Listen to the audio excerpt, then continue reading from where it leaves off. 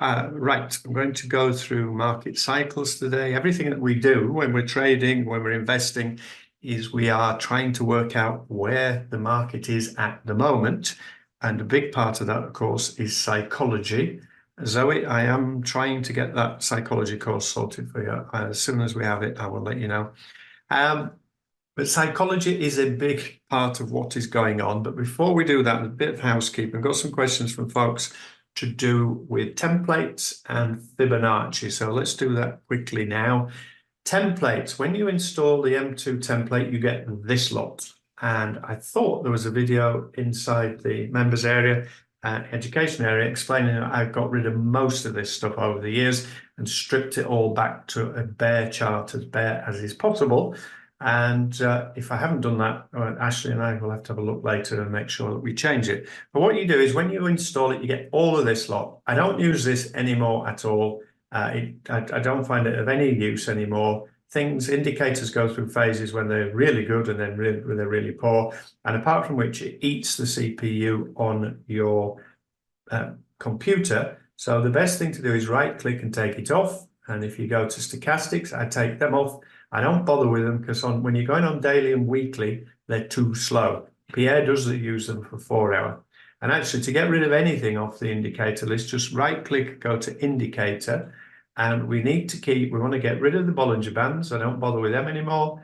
We need to keep the ranges, the mandatory lines, time to next bar I want to keep. And then we want to get rid of that. And we want to get rid of that. So all you are left with now, and Anton has put a ticket in about this, and another lady, I think it's Sam. So that's now what you end up with. You then go to Insert Indicators, Trend Moving Average, and you add in the 55 EMA, Shift 0, Exponential to close, and you make that blue, and you make the line, I have it as a double thickness, click OK.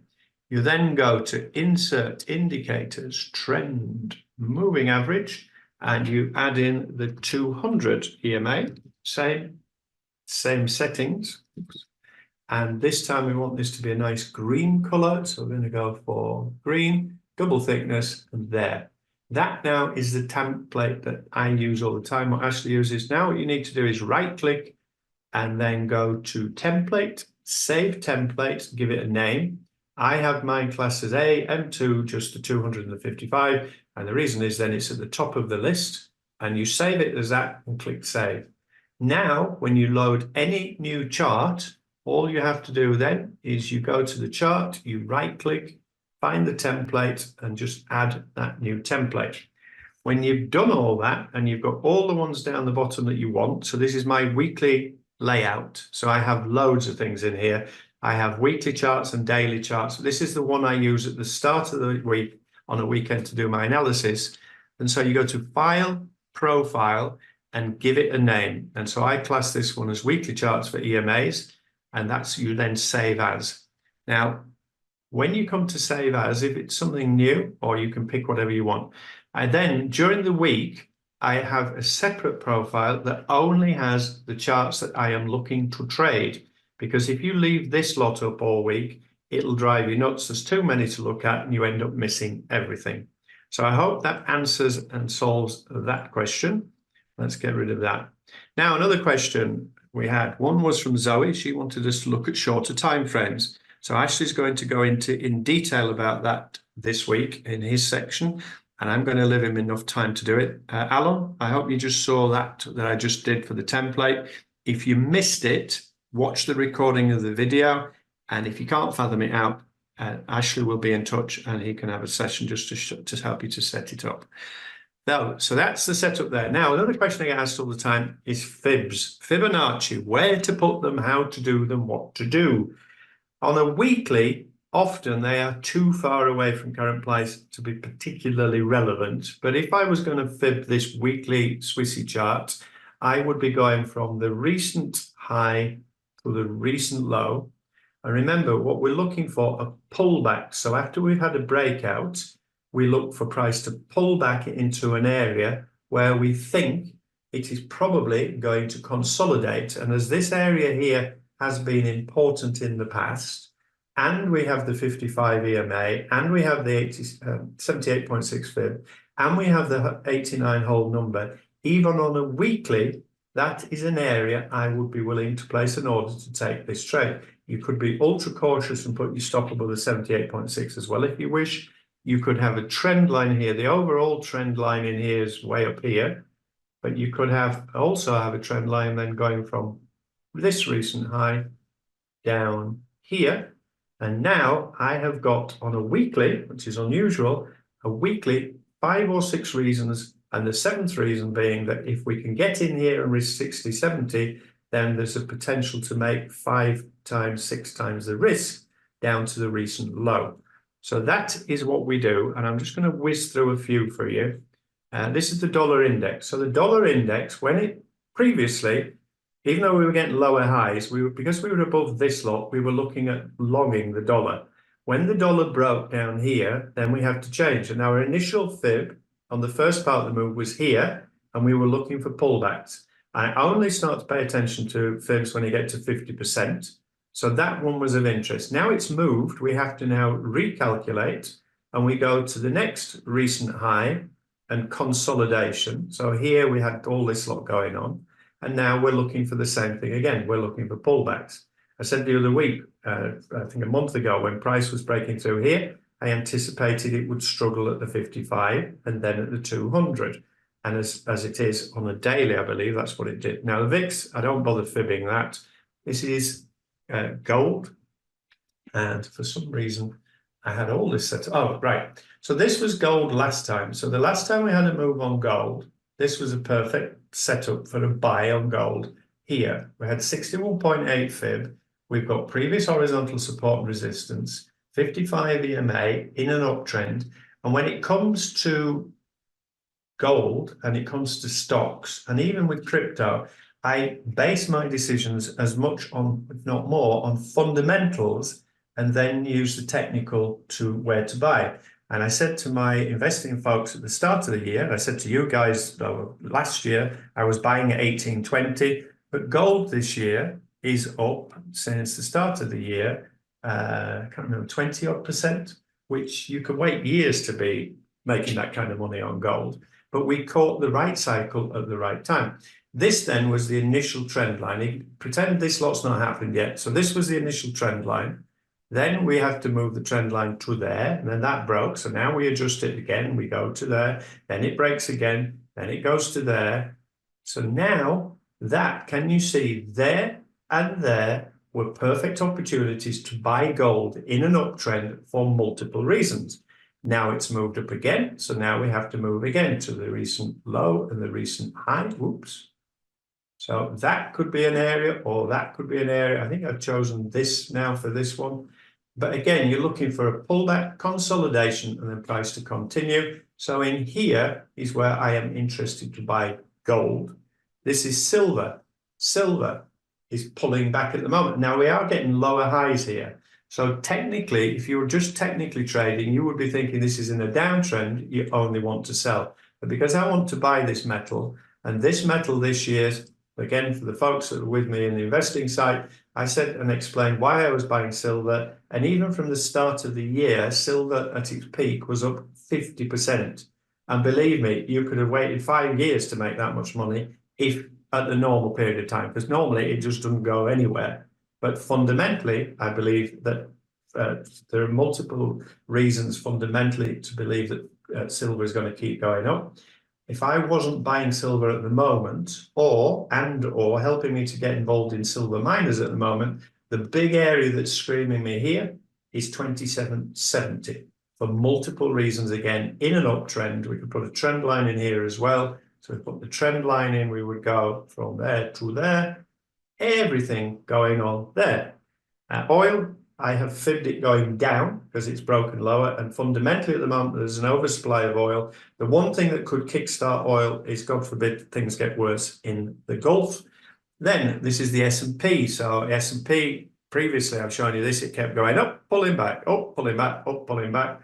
Then we went into a pullback, and then we've gone up, pull back, up, pull back. You get the picture. So once again, we are in an uptrend. I said the other month, I would not be surprised at all. The American government to improve their chances of getting re-elected do not want this to crash. So they and the Fed will do whatever they can to keep this up here or higher. I suspect we could be on for a blow-off top, and in which case we could be heading up for 6,000 on the S&P. If it was to drop, at the moment, I would be interested at 5.2. NASDAQ, same scenario. Even though we're getting lower highs, overall picture is bullish at the moment, and because of the election, I believe. Bitcoin. So Bitcoin at the moment, again, we've had lower highs, but fundamentally, I believe in Bitcoin. That's, for me, it's still an uptrend. Ethereum's trickier because Ethereum, we have dropped lower. It's a bit all over the place. Sometimes fibs don't help. This is the EURCAD. So the EURCAD, this was the initial move down. I do tend to go use the spikes where relevant. Now it then has pulled back up and dropped again. So now you adjust it and you go to there and there. And once again, you are looking for pullbacks for multiple reasons to take a trade. Any questions on the subject of Fibonacci before we go any further? If you've got any questions also about anything, stick them in the chat box and we will either answer them as we go along, or I will answer them. We can do a Q&A at the end if we've got time. Morning, Farah. And Alan says, thanks a lot. Okay. Right. So, Alan, if you manage to sort it, we Ashley won't get in touch, but if you don't manage to sort it, you're still not sure, put another ticket into the help desk and Ashley will get in touch with you. Righty-ho. So that's it for fibs, and trend lines are the same. Trend lines are subjective. You're basically trying to put your trend lines and your Fibonacci where you think everybody else is going to put them. So the Euro Swissy here overall is in a downtrend. So the area that kind of screams at me on here is here. But in the meantime, that's going to take a long time for that to get up there under normal circumstances. So now on a shorter time frame, daily, we start to put the trend lines in here. But the overall bias I always take from the weekly is whether I think this thing is going up, down, or sideways. And the CAD is a good example as well, because the CAD, until recently, we were just buying the CAD in here. Simple support resistance. Price breaks a major area of resistance. Resistance becomes support. We were looking for pullbacks in here to buy the USD against the CAD. Now, once it breaks the fib, that's the final bit to show you on the fib. Once the fib breaks the 78.6 fib, for me, that means that the trend has definitely changed. So once this has gone on, for me now, the trend has changed. So for me, for the CAD, initially, I would be up here, because now we're in the downtrend, looking for a pullback.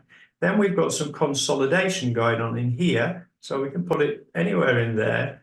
And now for me to short the CAD here, the USD against the CAD, I have got the monthly, I think it is, weekly 55 EMA, daily 200 and daily 55. And by the way, I did get a question the other day from a private client. That's three reasons. 1, 2, 3. Remember, you need 5. 50% fib, 4. We now can put the stop also behind the whole number, 6, and also behind the 61.8 fib, 7. And then the final part of the puzzle is I am going to risk 50 for a potential 1 to 2.5 risk reward, possibly 1 to 4 risk reward, possibly 1 to 5. And so I've got 8 reasons to believe that this is probably going to drop. And today, at the moment, this has already done 58 pips when the average is 53. So if it gets up there today, it's going to have done almost twice the average daily range. So I've now got 9 reasons to think that this is going to work. Of course, it might fail, because all we're doing all the time is trading on probability. Actually, I've got 10 reasons, because I could put a trend line in there if I wanted as well. Maybe. Certainly, we are in a downtrend. So multiple reasons. However, there is news tomorrow, so you have to filter it with the news. If there's news coming out that could screw with it, then that becomes an issue. If this started from down here and the news is coming up and it's 2.5 times away from daily range, I will leave the order in. If this stays around here before the news, I will cancel that. Okay, right. So let's look at cycles. This then is, I got this off Twitter, one of the people I follow on Twitter, and this is good. This also, it comes from wallstreetcheatsheet.com. everything that goes on in markets all the time is emotion. And the other thing that's going on in markets all the time is that folks forget when they're looking at technical charts, they forget what's really going on here. We are in an auction. And Pierre wrote a good article about this years ago, which you can find in the Start Here section. Why do people, for example, in here, this is gold. So gold in, I did it on Trading View. Where did Trading View go? I showed you on Trading View a while ago that I was a buyer of gold in 1820. That was the year before. And then when price came up to 2000, that was the previous all-time high for gold. And therefore for gold, it was probable it was going to react or struggle at that point. And therefore anybody that had bought down here starts to panic because they're thinking, the ones who bought in here, fear of missing out because it started to break 2000. This was a geopolitical event in the Gulf, I seem to recall. It shot through and then it came back down. So the next time it came back up and tried to get it, guess where did it stop? In the same place, same thing again. And what's going on is the people who have bought here and are in profit start to panic and think, well, I might not make a profit. Anybody with any sense is not going to rush to buy in here because the probability is it's going to reject. And ultimately, the buyers start to say, this is too expensive. And what the buyers are looking for is the price to come back down again to interest them. And it's the same with you and I. If you've got a favorite guitar you want to buy, a car, or anything, let's say you want to buy a guitar and normal price is $1,000 and you think it's too expensive. But if they put it on sale at 500, you would steam in to buy it. If they started putting it on at $750, you'd start to get tempted because then you're scared that it could go back up again and you've missed the boat. So that's what's going on all the time. And that's what this chart is showing you. And so we're looking, think about the crash in 2008, when disbelief, this rally will fail like all others. If you've gone through the S&P, I've shown you this many times before, and I've shown you for 2008, but this happens all the time with the S&P. So in 2023, the S&P dropped 28%. Just put money in the S&P and you'll always be rich. Bullshit. If you were going to retire here and you've got all your money tied up in the S&P and you've got a couple of $1 million so you can afford to retire, your, well, $1 million is now suddenly worth 750. And when this starts, you start to panic to get out because, hey, this is terrifying. Oh, well, it doesn't happen that often. Bullshit. This was 2020. It did it with COVID. It did it again in 2018. And 2018 doesn't look very big. But again, it came down nearly 20%. And then periodically, 2016, it pulled back. And then I've shown you this many times before. 2008 peak to trough was almost 60%. And it took 5 years to get back involved. And this point here is what this chart is talking about. Disbelief. Every time it starts to rally a little bit, I'm not getting involved. Now, the big boys are buying because they're looking at value and they're seeing a bigger picture. And then people start to nibble. You know, you've just lost 60% of your pension. Well, I'll have another go. I might be able to retire next year. We'll have a go. Right, here we go. Belief, everybody now thrilled. This is when all the idiots and the retail get involved. This is when it starts to appear in the press, which is what happened with gold 2 weeks ago. Everybody's buying gold. This was the time to buy gold that I told you about earlier in the year, and I told you the year before. This is getting too late. Now, as I say, this was crypto. Anybody that was with me in crypto on the way up, we started buying Bitcoin at 8 grand. It got up to 67 grand. And I kept saying to people, get your initial stake out and take some profit. We thought at the time this could have gone to 100K. So everybody was in it. My whole family are in crypto. The kids have come downstairs in the morning. Oh, it's up 10%. It's up 20% this morning. This is insane. Take some profit. Take your initial stake off the table. I'm a genius. We're all going to be rich. Bang. Okay, it's only temporary, is this? It's fine, it's okay. We've got rid of all the weak ones. We're back in. Off we go again. Here we go, sugar. And panic, and now we go back to the beginning again. And this is what's going on all the time. This is a good chart. I'll share the links to this. You have to be, I think you have to be logged into Twitter. This is showing you what happened in 2008 and the clues that were coming along that this was hitting the top and things were going to get worse. So this, when you look at what the Fed's doing at the minute, and the Fed, believe me, the Fed have been useless since the day that they were formed. You might even think their agenda is just to create booms and busts to help the rich, which is what was going on before the Fed was created in the first place. And then bang, it went. And there is despair as shown in that chart. So that is what went on. That's what goes on all the time. So we are looking at repeatable cycles. We are looking at taking advantage of those cycles. And then we're also looking all the time what happened in the past. Because what happened in the past is repeatable patterns that we are looking to take advantage of now. So crypto, I started buying again last June, July. It's in my blog, and I covered this in the live trading session 2 weeks ago that you will find in the education area. But I started to buy because fundamentally and technically around between 25 and 30,000, it made sense to me. And we were up at 70K the other week. So that had gone up massively, but I've taken profit along the way. Now, at the moment, September traditionally is a negative month for crypto. And therefore, within the cycles that we look at, you are looking at accumulation phases. And we'll have a look again at that in a moment. So if you felt that at 70,000 a month ago, Bitcoin was too expensive and you've missed the boat, then today, when it's down at around 55, you should be thinking, well, this is a bargain. But no, because now the fear comes in that, oh, crap, it's going to go down. Oh, all the people in the press and the banks and the government told me it was stupid. I'm not going to buy. October, by comparison, and November traditionally do extremely well.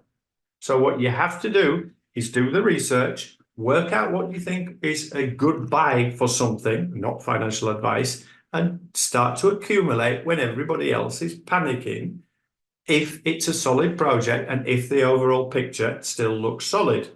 Similarly, the S&P 500, going back years and years and years, since 1950, average returns in the S&P, and there is a saying, as it mentions in here somewhere, sell in May and go away. Why? Because June's not a good month, July is a better month, and August not a good month. I mean, half the world's on holiday, and half the traders are on holiday, and September traditionally is a bad month for stocks. This year could be different, always could be different, but because the administration in America want to keep this thing rolling until the election day, then it may be different this time, but in general, not good for stocks either. And then clues, I've been telling you all year, Jeff Bezos sold $4 billion worth of Amazon stock in January, partly to pay for his $500 million boat, I think, or was it? More than $1 billion for his boat. And then the other boat for the girlfriend and the helicopter pad. These are the people telling us all to cut back and with global warming and be careful, of course. Zuckerberg sold a few $1 billion worth of Facebook stock, which he hasn't done for years. The Walton family, no relation, unfortunately, sold a load of Walmart stock, billions. And it came out last week, Berkshire, which is Buffett's company, Berkshire Hathaway, he sat on $277 billion in cash, and he'd taken a chunk out of his Apple stock. Why? He's got his initial stake out and he's taken some profit, and he's now sat there on a shed load of cash that he's waiting patiently for the market to crash so he can sweep in and buy them cheap. And that is what you should be trying to do all the time. So this is what goes on in a market, and this is what goes on in Forex markets. So you have the accumulation period, which is probably what's going on with Bitcoin at the moment. You have the uptrend, then you've got distribution, and this is telling you where sellers begin to dominate. So now the ones who bought down here start to panic and start to take profit. The ones who were buying on the way up say, now this is too expensive, and then we hit the downtrend again. So that's what goes on a daily, weekly, monthly, annual basis on all charts, and particularly on Forex. Now, I also showed you why I not only was buying gold and silver this year, but I was buying mining stocks. And one of which, this is an ETF, I can't remember which this one is, GDXJ, Junior Miners, but this is up, so I'm never very good at percentages, 50%, 60% this year. And I showed you one of my silver mining stocks at its peak was up 170% this year. Why? Because if you're mining and you're mining gold out of the ground and the price is 2,000 and you can make a profit, well, hey, every time it goes up in price, you make more profit. So this is showing you how junior miners have performed against the NASDAQ. But look at this period here, that was not the best time to be buying. That was the good time to be buying. Here, the NASDAQ outperformed it. Another interesting thing, I bookmarked loads of things in Twitter, and when before this session I was having a look at this. This is to do with how difficult it is to dig your way out of a drawdown, whether that be stocks, whether that be Forex, whether it be life.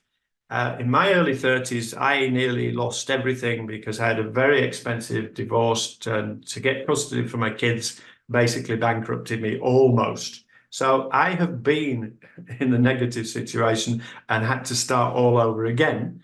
I got to 30, I was doing well. I probably on paper was a millionaire, and I'd done it all from scratch on my own back, and cost me a load of money.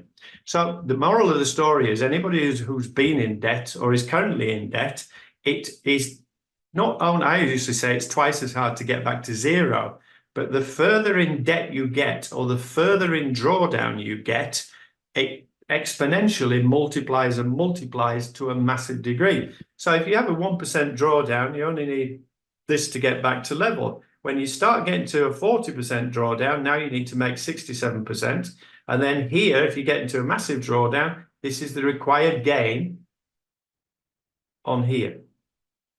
So the moral of it is, the focus is to control the drawdown as much as, if not more, than making a profit. Because if you can control the drawdown, then we can tweak your performance to make you more profitable. But if you are gung-ho and you go for the messy stuff or bust, and you make 20% this month and lose 30% next month, you are just gambling. And to dig your way out of that, if you're in real money, will take you forever and a whole lot of pain and a whole lot of stress. Now, other things to do with cycles. This year in May, I think it was, with the investing group, I explained that I was going to convert some of my Ethereum into Bitcoin, partly because at the time, I think it was just before the ETF had been granted, and I didn't think that the Ethereum ETF was going to go through straight away, and it did. But Ethereum had gone up against Bitcoin 25% in the preceding 2 months. And then what did it do? It hit the weekly 200 EMA, the daily 55 EMA in a down channel. And in actual fact, that's where the trend line would be. So if that was going to break, that needed to break and close above there to go. If it had gone, it would have popped.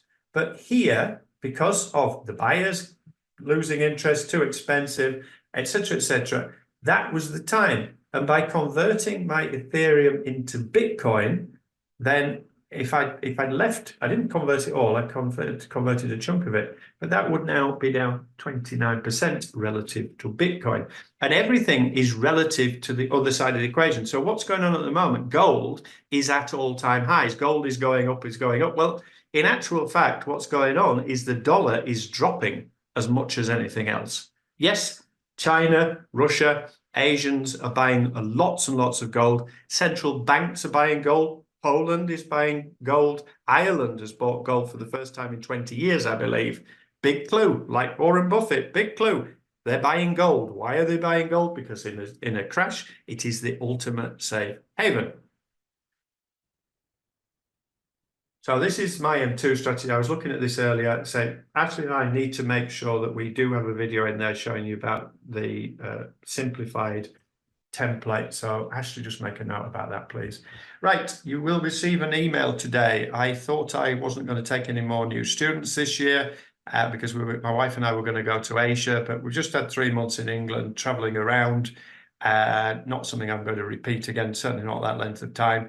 My wife wants a rest, so we're going to be here for 3 or 4 months at least. So I can take 2 new people for private coaching. So if you're interested in that, if you'd like a chat, I will not twist your arm. And in actual fact, I'm working out whether I think I can help you or not.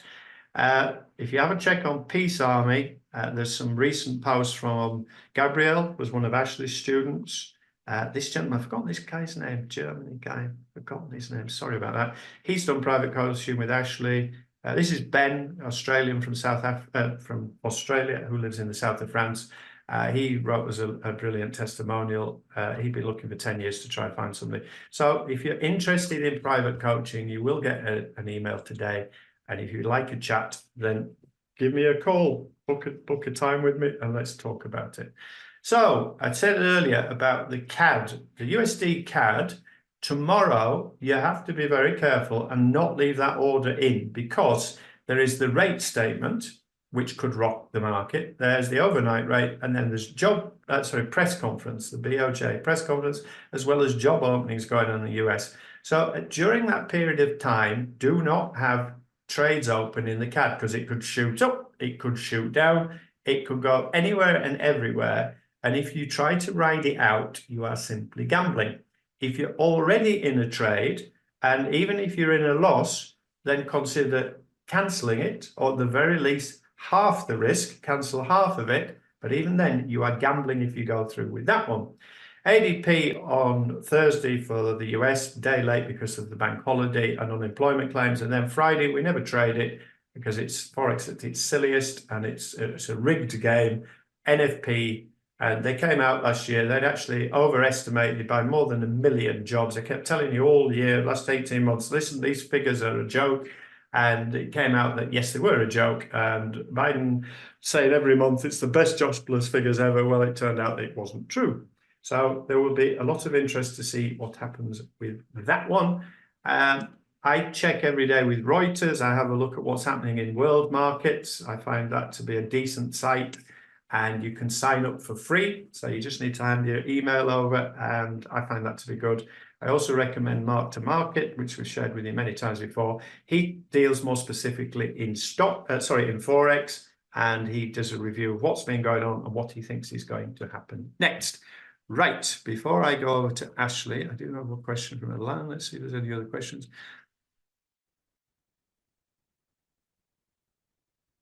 Okay.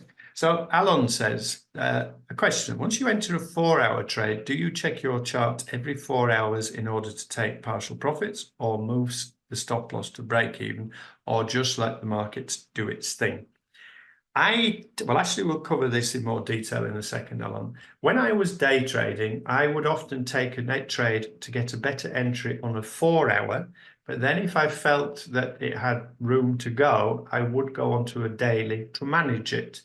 Conversely, if I am in a trade, so let's use this is gold as an example. Don't use gold with leverage, you'll get burned. Do not, under any circumstances, use crypto with leverage, because you will lose 90% of the time. But if I was going to buy this, and I got in here on a 4-hour, I mean, as it was, I would have got in here on a day. But let's imagine I've got in here on a 4-hour, and I think this is going to keep going. Then, so I'm in here, and my initial concern would have been this, because on the 4-hour, clearly we're hitting resistance at this 55 EMA. So my first port of call, and once again, if you go back through previous live training sessions or videos, I showed this, and I showed this last time as well, 2 weeks ago. If my stop initially was down here, and we're coming up to a resistance area, then my prime goal is to get the risk to zero as soon as possible. However, so I'm in here, and my stop is down here, 255 points away. However, if I rush it, the danger is I will get taken out. So my first thing that I would be looking is, well, okay, maybe I go to here, and I'm going to move the stop to there. And then when it moves a little higher, I move the stop to here. Now, if we then carry on and it starts to go higher, then I would go look at the daily. And then when we get consolidation periods, I would go in behind this, and then we get the breakback and pullback, I would go in behind this, and then I would have gone in behind this and got taken out there.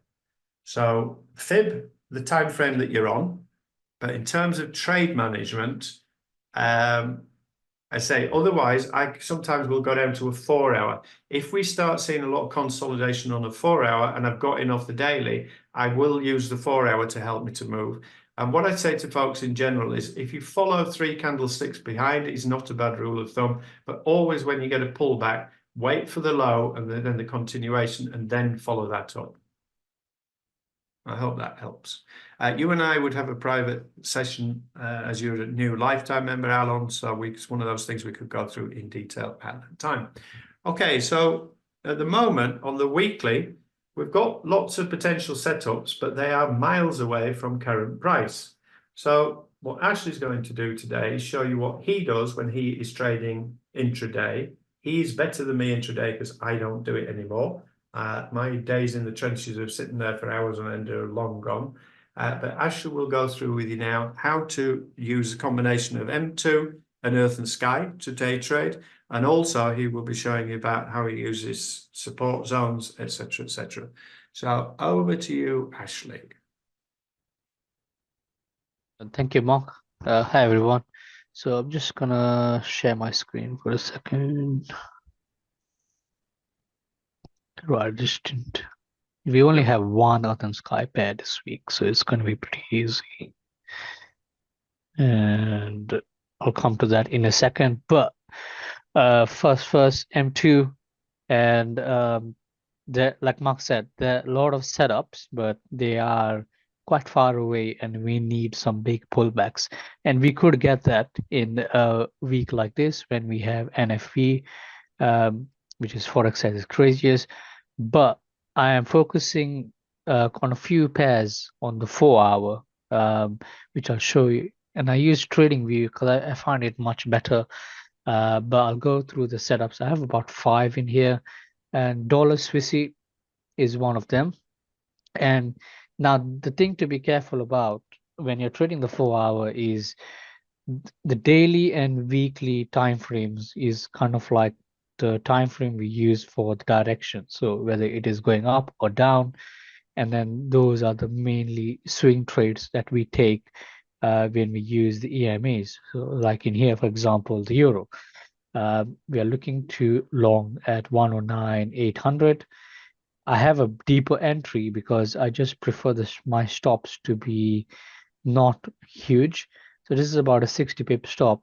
But if the price does pull back, and you can see it's nearly there, today it's done about 40. So if it does another 20, that could be interesting to take there. But I don't want to take that because I prefer a much deeper entry, because I have 109,800 in here, which is nearer to the weekly 200, the trend line, 55 daily, and the 78.6 pip. So I have just more reasons kind of in here than compared to here, and a better stop. So I just prefer this area. It's like the auction, like Mark said, people will try to buy at a cheaper price or sell at a higher price. So that's the direction that you do on the daily and weekly. But when you go on the 4 hour, the difference is you're looking at trades in the shorter term, and max probably 1 to 2 days, max 3 days. I would like to hold. If it doesn't go anywhere during that 1 or 2 days, I would usually close the trade at break even, or even if a few pips in loss, then I would just close it because my time frame is smaller, so I would not try to hold it longer. And now over here, what you need to do on the shorter time frames is observe the structure and what is really going on in the shorter time frame. So the 4 hour, you can see here clearly from the daily, you can see it was a downtrend. On the 4 hour, you can see here it is in a downtrend, making lower highs, lower lows, but we have a trend line break in there, as you can see. So the price has changed the structure, and it looks like it wants to go to the upside in the short term. So we try to profit on that, and I wanted the pullback in here on the breakout. We didn't get the pullback there, it's gone, so I haven't taken the trade. It's quite simple. If it does pull back into here, then that could be something interesting to take.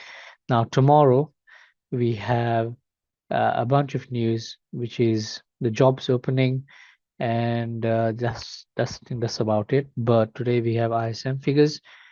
It depends how the figures come out, but ideally you want weak data for the dollar Swissy to come back down into this area. So if you measure that distance, it is around 60 odd pips, and on an average, the dollar Swissy does about 70 odd pips. So it's just slightly less than the daily average. So what you can do is you can either wait for the price to come back in here, and if it starts rejecting around in here, you can even go on the 1 hour time frame because you already have the entry area on the 4 hour. So you can go on the 1 hour time frame, and then if it starts rejecting like this for an hour or so, then you can look to enter it, and my stop loss would be about 30 odd pips to make 90. And you can see this has been a good area of support, so I would be looking to buy in there. 78.6 fib as well. And I think the 55 is already crossed over, so it's not really relevant in there. And that's the 1 hour. 55 isn't there. Yeah, so I don't really pay attention to the 55 on the 4 hour that much. On the daily, yes, more because it's a higher time frame. On the 4 hour, it doesn't tend to respect it that much. Yeah, that's what I would do over there. Now, dollar CAD, I'm not sure if I need to confirm with Mark. Not really good at patterns. Head and shoulder is a bit more clear to me, but flag patterns is something I'm still trying to learn. But this looks like a flag pattern, pole, and then the flag there, consolidation, and then we have the breakout there. So this I did take as a test with one of my students earlier, and you can see that that's in profit at the moment. It's a day trade. What it was on the 4 hour, we had this consolidation, and then we had the breakout. So on the pullback is where I took it, and you can see on the 1 hour, a bit more clearer there, consolidation, breakout, pullback to the pip, and then we are looking to take it back up to here. It's about 70, 80 odd pips. So I will be looking to take my profit in there. Now we can actually make this risk-free. So I'll be closing the trade out in here, but that's kind of like a day trade, small stop, and that's what I was saying. I try to get out of the trade ideally within a day or two, and considering there is news tomorrow, I would close this trade by the end of today, or just in the morning tomorrow before the news comes out. I think it's around 2, 3 o'clock, so I have a lot of time. I have more than 24 hours to close the trade, so I'll be looking to close the trade when it gets to around in here manually. Then we have pound CAD. Again, look at the structure. So on the daily, it is in an uptrend, higher highs, higher lows in there. But on the 4 hour, if you look closely, this was in an uptrend, but now the structure has changed and it's making lower highs, lower lows, as you can see. And if you go on the 1 hour, I've fived it from here to here, and it's already here at the 78.6 fib, and you can see that it's struggling. So ideal entry would be here, 177,700. Stop loss above 178, the round number, previous resistance in there as well. And then you could look to put your stop there. And then this is a pretty good trade, 180 odd pips to make in there. And if the dollar is also pulling back, the pound is probably going to go down, which is correlated with the pound CAD trade. So keep an eye on correlation as well. So all the kind of things you need to look at before you enter a trade. But this area looks pretty good to me for a short. So 30 pips stop, 40 pips to make about 180. Very good risk reward. It's a 1 to 5. Similarly, the euro, again, I would look to long, like I showed you on the daily at 109,800. But in the short term, you can see there is a head and shoulder in here, which is there. It's not very clean, but can work with it. And that's the neckline.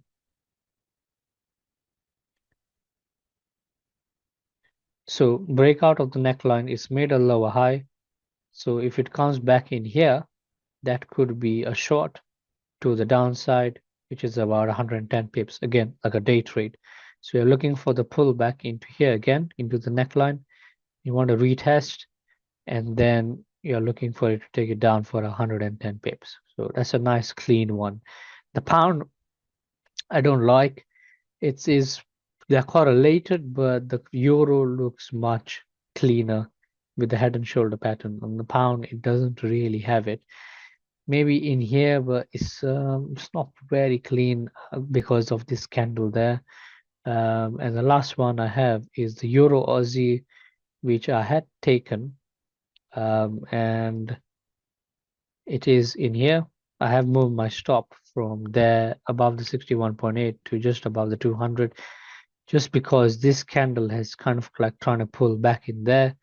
But it's a 40 pip stop now to make about 350 pips. And if you look at it on the daily as well, it looks like a clean setup. So it got triggered today. But what I did with this was I was looking at the daily range. So I had measured yesterday's distance and I kept it about 130 pips away, which was in here. It did more than daily range today, about 10 pips more. And we are coming into an area of confluence. It's in a downtrend. And this head and shoulder was really nice. Left shoulder, head, right shoulder, and we had the breakout. It's about 600 pips. So you're expecting it to go around at least in here, back to this area around 160, which is where I am looking to long this pair again. 165 or 16600 maybe, or even 520, and then a 50 pip stop to basically take it back up. So potential is around 600 pips on this trade alone with 2 trades, which looks pretty good. But yeah, that's what I do when I go on the 4-hour. Remember, daily and weekly time frame is for direction, and then those are the long-term trades you're taking. But on the 4-hour, you look at the structure and what is it actually doing. Is it going downwards in the short term? And then you can look at the areas you can of confluence, support and resistance is quite important. So like over here, we can clearly see price struggled in there. Draw a line there. And then if you're taking some partial profit, 150 pips is not too bad. So take some off here. Then when it breaks lower, you could look to hold that, take some off in here, and then take some more closer trade in there basically. But that's about 380 pips in there. So that's what I'm looking at. And the last one is pound Swissy. So this is in a range, as you can see on the 4-hour, but I would prefer it to take that. This is a daily trade actually. Where's pound Swissy? Here. So there is multiple EMAs in there, 78.6 wave. So if it does pull back in there, that's where I'm looking to basically short. Same thing on the trading view. I do hide the 55 sometimes just to keep my charts a bit cleaner. But you can see that you can ignore the 55 for now. But that would be the trade. This was a trade idea I had last week, but it didn't get there. So it's gone. But you would look for the short in here. Stop loss just above that zone. And you're basically looking to make, I think it was 150, it's about 100 pips in there. And lastly, gold. I've been looking to trade it, but I have an alert set in at 2480. We've had some spikes in there, and it's also some previous resistance. It's the all-time highs over here. So as you can see on the 4-hour, I use the 4-hour on gold. The daily is it's too unclear. If you look at the daily chart, you can see that it's just pretty much consolidating. When you go on the 4-hour, you can see it's a bit more clearer. Yes, it is consolidating, but there is a big zone in here where buys, I think, could step in. So if it does pull back in there, is where I am interested in taking the trade to buy and then look to the upside. Remember on the gold, the lot sizes are a lot different. So if you're taking any trades, make sure it's always almost half of what you take on Forex, because every 10 points is 100 pips. And then I just keep an eye on the New York highs on gold, because New York is when it usually moves. You can see Asia, London, New York, and New York is almost every time it's when it does moves. New York here, New York there. You can see in there as well. New York is basically moves in New York. So that's the ideal time to trade gold, and that's when I usually look to enter. But that's there as well. The New York low it's made there. So I'll be watching the price when it gets to 2480, and then I'll be looking to buy basically to take it to the upside. So that could be a stop. Uh, Again, I don't usually put forward orders. I usually execute it at the time because I prefer to watch price, but it's about 160 pips. And if it does move higher than that, then you have a 500 pip potential on that. But it's a bit risky, but always backtest before you trade gold, which I've been doing it for a year and a half now. So I started taking trades just this year on it. I've been quite successful on it, but it works in a different way. So always backtest it. And Earth and Sky, finally, this one pair that PA has. So if you don't trade Earth and Sky, what you do is go on the 4 hours, 4 hour strategy, and you need everything to be showing red for a downtrend. So all the lights are red, and it needs to make at least 50 pips, which on mine it doesn't show, but on PS it did, I think, which is why he had it. But anyway, you just fib the previous week's high to this week's low, or the recent low, and then you draw the Earth and Sky zone at the 50% fib to the 75%, which is in here, and you would be basically looking to short anywhere in here where the weekly pivot was. So that it's not very good risk reward. It's only around 50 pips to the next weekly support zone. But ideally, I would prefer to take it closer to this weekly resistance there. So around 20 pips stop. An ideal scenario is when I prefer the weekly pivot to be in the Earth and Sky zone because it acts as a stronger resistance or a strong support level, depending on which way you're going. Now, the euro pound on the 4 hour does look attractive a lot higher. And this is what I do when I'm looking at Earth and Sky and Earth and M2. Ideally, I would prefer it if it's the same pair and the same kind of setup. But you can see here, this is showing me a lot lower compared to M2. And I would usually go with the M2 in a week like this, where we have the same setup, but Earth and Sky is showing me a lot lower, and M2 is showing me a little higher. And the potential is also much better because if I take the short here, it's about 20 pips stop, and I'm at least making around 60, 70 odd pips out of this trade. Now, on the euro pound, if you look at this on the weekly time frame, I really like it in here at this monthly 200 level, where I am looking to take a swing long. So 83, anywhere around here, round number 83, 100, and I would probably go with a 40 pip stop and to take it back up, which looks really attractive. And you can see the last few times it's bounced off this level for many years. It's about 4 years now. And even if you go back, you can see this has been going back since 2016. So very strong level. If it does go down there, it's about 100 pips away. That would be my idea to know.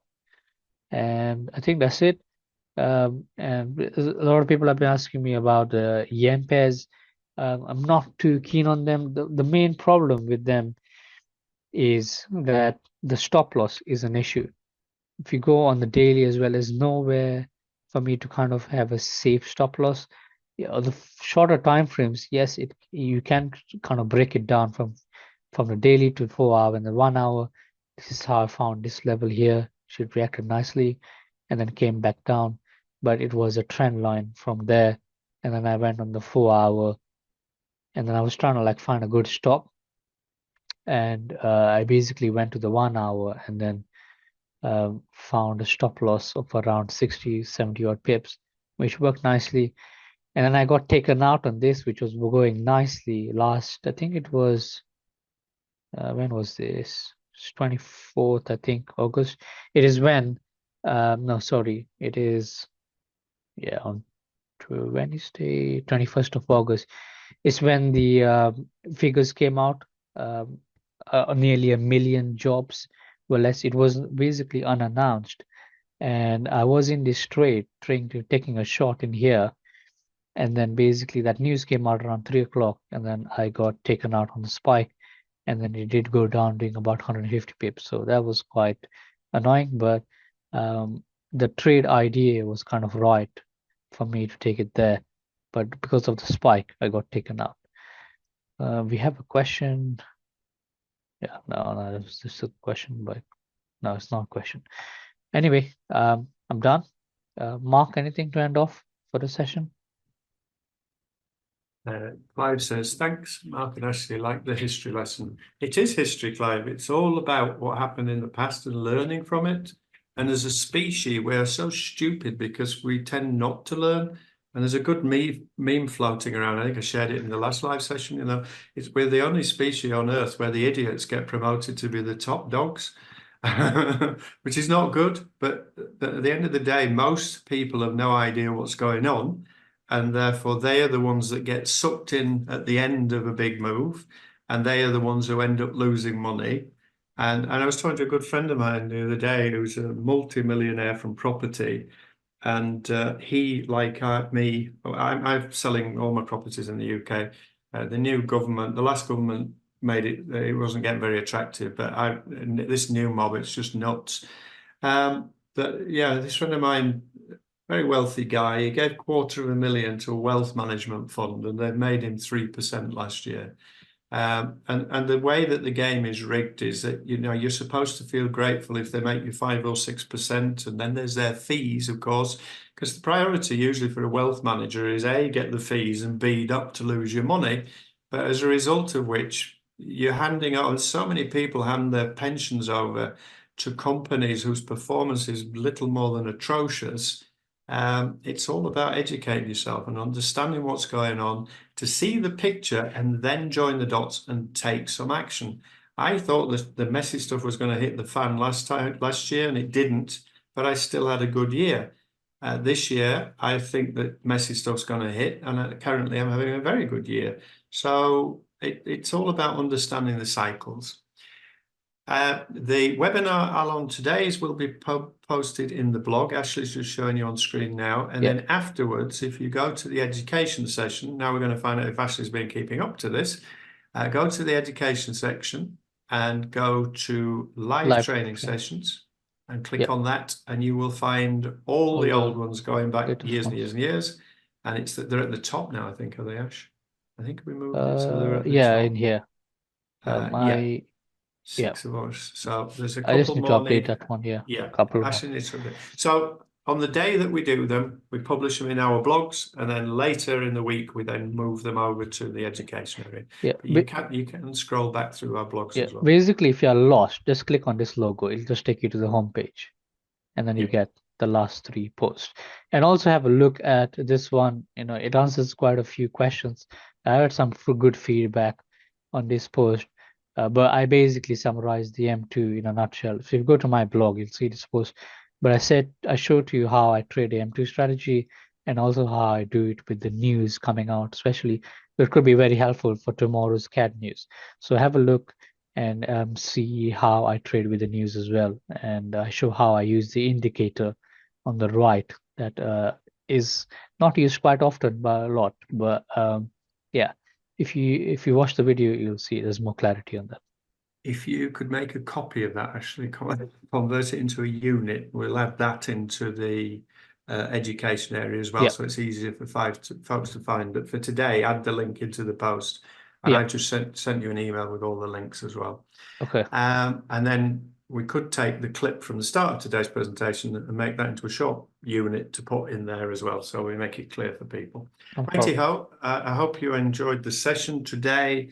We will be with you again next week. It's Tiennis's turn if you have anything you would like to cover. So today, Zoe was asking us to look at shorter time frames, and a few folks were asking me, we get asked all the time about Fibonacci. So if there's something you want us to cover in a future session, send us a ticket via the help desk at least a few days before and explain clearly what it is that you would like us to do.